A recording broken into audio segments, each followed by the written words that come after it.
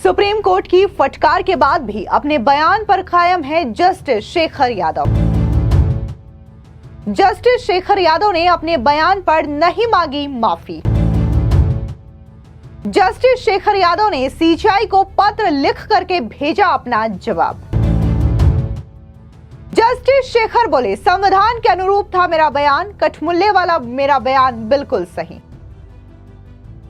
नमस्कार, स्वागत है आपका। आप देख रहे हैं द न्यूज और मैं रानी गुप्ता आपके साथ। इलाहाबाद हाईकोर्ट के जस्टिस शेखर यादव के कठमुल्ले देश के लिए खतरनाक है, इस बयान को लेकर के काफी ज्यादा सियासी हलचल मची हुई है। लगातार विपक्ष के कई नेताओं ने भी जस्टिस शेखर यादव के इस बयान को लेकर के आपत्ति जताई, जिसके बाद ये मांग उठी कि जस्टिस शेखर यादव को अपने इस बयान के लिए माफी मांगनी चाहिए। और बाकायदा जब सीजीआई ने इस पूरे मामले को लेकर के संज्ञान लिया और उनसे जवाब मांगा, तब जस्टिस शेखर यादव ने अपना जो जवाब है वो सीजीआई को भेजा और इसी के साथ ही उन्होंने ये कहा कि जो उन्होंने बयान दिया है विश्व हिंदू परिषद के कार्यक्रम में वो पूरी तरीके से संविधान के अनुरूप है, इसमें किसी भी तरीके का कोई गलत शब्द उनके द्वारा इस्तेमाल नहीं किया गया है और वो अभी भी अपने इस बयान पर कायम है, यानी कि वो किसी भी तरीके की माफी मांगने से इनकार कर चुके हैं। दरअसल आपको बता दें कि विश्व हिंदू परिषद के कार्यक्रम में दिए गए अपने संबोधन को लेकर के इलाहाबाद हाईकोर्ट के जस्टिस शेखर यादव ने माफी मांगने से इनकार कर दिया है। उन्होंने इस संबोधन के ऊपर उठे विवाद को लेकर के हाईकोर्ट के चीफ जस्टिस को पत्र लिखकर अपना जवाब दिया है। जस्टिस यादव ने अपने संबोधन को नियमों के मुताबिक बताया है। इस बीच आपको बता दें कि वरिष्ठ अधिवक्ताओं ने न्यायमूर्ति शेखर यादव के खिलाफ एफआईआर के लिए सीजीआई संजीव खन्ना को एक पत्र भी लिखा है और इससे पहले भी कई सारे लोगों ने बकायदा जो जस्टिस शेखर यादव हैं उनके बयान को लेकर के आपत्ति जताई है। इसमें खुद सुप्रीम कोर्ट के वरिष्ठ अधिवक्ता कपिल सिब्बल भी शामिल हैं और उन्होंने पिछले दिनों जस्टिस के इस बयान को लेकर के आपत्ति जताई थी। इसके अलावा कई सारे विपक्षी लीडर्स हैं, सांसद हैं, जिन्होंने भी जस्टिस शेखर के इस बयान को लेकर के अपनी नाराजगी जाहिर की है, जिसमें से समाजवादी पार्टी की सांसद इकरा हसन भी शामिल हैं। दरअसल मीडिया रिपोर्ट्स के मुताबिक जस्टिस शेखर यादव ने इलाहाबाद हाईकोर्ट के चीफ जस्टिस अरुण बंसाली को पत्र भेजकर जवाब दिया है। जस्टिस यादव ने कहा कि उनके संबोधन को तोड़ मरोड़ कर पेश किया जा रहा है। जस्टिस शेखर यादव ने मांग की है कि न्यायपालिका को उनका संरक्षण करना चाहिए, क्योंकि उनके जैसे लोग अपना बचाव नहीं कर सकते। जस्टिस शेखर यादव ने अपने पत्र में लिखा है कि उनका संबोधन संविधान में निहित मूल्यों के अनुरूप था। उन्होंने कहा कि यह उनकी सामाजिक मुद्दों पर विचारों की अभिव्यक्ति थी, ना कि किसी समुदाय के प्रति घृणा पैदा करने वाली बात। उन्होंने कहा कि यह संबोधन किसी भी तरीके से न्यायिक मर्यादा का उल्लंघन नहीं करता। जस्टिस यादव का यह जवाब 17 दिसंबर 2024 को उनकी सुप्रीम कोर्ट के कॉलेजियम की बैठक के बाद दिया गया है। इस कॉलेजियम की अध्यक्षता सीजीआई संजीव खन्ना कर रहे थे। इसके बाद जनवरी 2025 में सीजीआई खन्ना ने जस्टिस बंसाली से इस मामले पर रिपोर्ट मांगी थी और इसी के बाद जस्टिस शेखर ने यह जवाब भेजा है। आपको बता दें कि इंडियन एक्सप्रेस के रिपोर्ट के मुताबिक ये बताया गया है कि जस्टिस शेखर यादव से ये जवाब एक वकालत के छात्र और एक रिटायर आईपीएस अधिकारी की शिकायत के बाद मांगा गया था। ये सभी शिकायतें 8 दिसंबर 2024 को इलाहाबाद हाईकोर्ट में यूसीसी पर आयोजित किए गए कार्यक्रम में जस्टिस शेखर यादव के संबोधन के बाद की गई है। आपको बता दें, दरअसल ये कार्यक्रम विश्व हिंदू परिषद के लीगल सेल ने करवाया था और इस कार्यक्रम में जस्टिस यादव ने विशेष समुदाय से आने वाले लोगों और उनकी रूढ़िवादिता को लेकर के कुछ बातें कही थी। उन्होंने कठमुल्लों को देश के लिए घातक बताया था। उन्होंने यूसीसी जैसे मुद्दों पर अपने विचार रखे थे और इसके बाद उनके पीछे पूरा का पूरा वामपंथी गैंग पड़ गया था और लगातार जस्टिस यादव के इस बयान को लेकर के आपत्ति जाहिर कर रहा था। जस्टिस शेखर यादव ने इस कार्यक्रम में यहां तक कहा कि मुझे कहने में कोई संकोच नहीं है कि यह हिंदुस्तान है और यह देश हिंदुस्तान में रहने वाले बहुसंख्यकों के मुताबिक चलेगा। आप ये नहीं कह सकते कि मैं हाईकोर्ट के जज होने के नाते ऐसा कह रहा हूं। दरअसल कानून ही बहुमत के हिसाब से काम करता है। जस्टिस शेखर यादव ने विशेष समुदाय में फैली रूढ़िवादिता और दकियानूसी को लेकर के प्रश्न खड़े किए थे। उन्होंने कहा कि हमारे हिंदू धर्म में बाल विवाह, सती प्रथा और बालिकाओं की हत्या जैसे कई सामाजिक कुरीतियां थी। राम मोहन राय जैसे सुधारकों ने इन कुरीतियों को खत्म करने के लिए संघर्ष किया, लेकिन जब विशेष समुदाय में ऐसी कई सारी रूढ़िवादिता जो तकियानुसी रिवायतें हैं उनको लेकर के किसी भी तरीके का समाज सुधारक नहीं आता और ना ही इन सामाजिक कुरीतियों को खत्म करने की बात करते हैं। इसके खिलाफ खड़े होने की हिम्मत भी इन विशेष समुदाय के लोगों में नहीं है।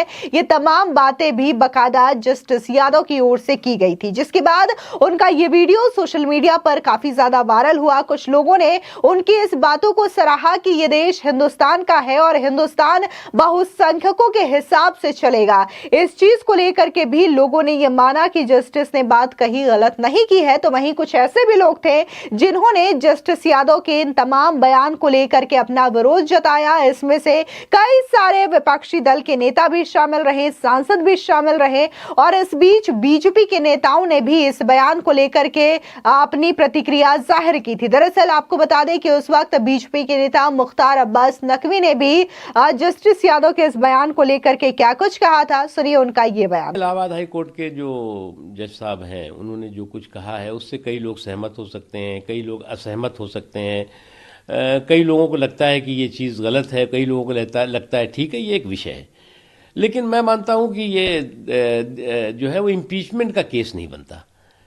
ये जो है शुद्ध रूप से हाई कोर्ट और सुप्रीम कोर्ट के चीफ जस्टिस के सामने ये एक एडमिनिस्ट्रेटिव केस है, एडमिनिस्ट्रेटिव मुद्दा है, इम्पीचमेंट का मुद्दा नहीं। इम्पीचमेंट जैसे गंभीर विषय को इस तरह से जो है वो आप अगर हर दो मामले में लेकर के खड़े हो जाएंगे तो जो इम्पीचमेंट की जो संवैधानिक व्यवस्था और अधिकार है उसका मजाक होगा। इसलिए ये शुद्ध रूप से इम्पीचमेंट का केस नहीं है।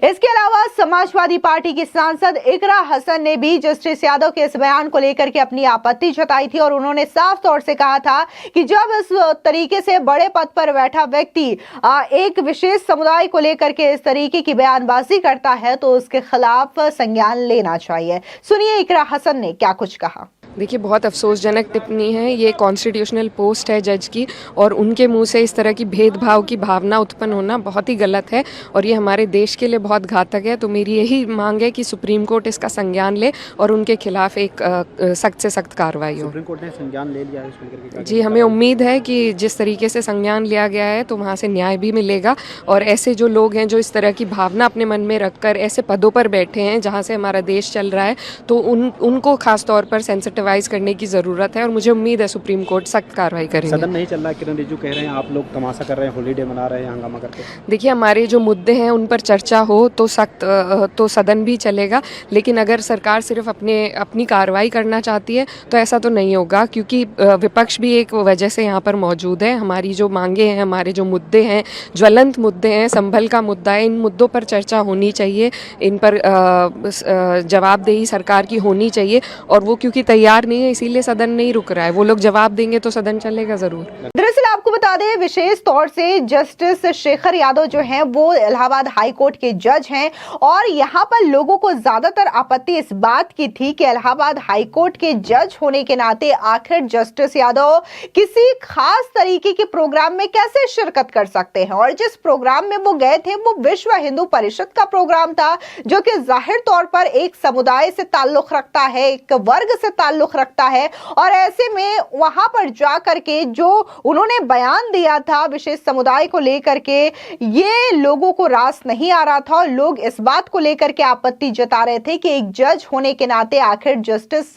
यादव इस तरीके के प्रोग्राम में क्यों गए। अगर वो इस तरीके के प्रोग्राम में गए भी तो उन्होंने विशेष समुदाय को लेकर के इस तरीके की बयानबाजी क्यों की। ज्यादातर लोगों का यह कहना था कि जस्टिस यादव के अगर हम बयान को देखें तो इससे साफ तौर से यह लगता है कि वो कैसे एक विशेष समुदाय को लेकर के घृणा फैलाने की कोशिश कर रहे हैं, उनके मन में एक खास समुदाय को लेकर के नफरत है। लेकिन अब जब जस्टिस यादव ने अपना जो जवाब है वो सीजीआई को भेजा है तो उन्होंने साफ तौर से यही कहा है कि हर व्यक्ति की अभिव्यक्ति की आजादी होती है और उन्होंने भी अपनी अभिव्यक्ति की आजादी का इस्तेमाल किया है। उन्होंने किसी भी तरीके से संविधान के विपरीत जाके कोई भी बयान नहीं दिया है और वो जो उनका बयान है वो पूरी तरीके से सही है। यानी कि सुप्रीम कोर्ट और सीजीआई की फटकार के बाद भी जो जज हैं जस्टिस यादव वो अपने बयान पर कायम है और उन्होंने साफ तौर से माफी मांगने से इनकार कर दिया है। तो वहीं दूसरी ओर कुछ अधिवक्ता है जिन्होंने स्पष्ट तौर से सीजेआई संजीव खन्ना को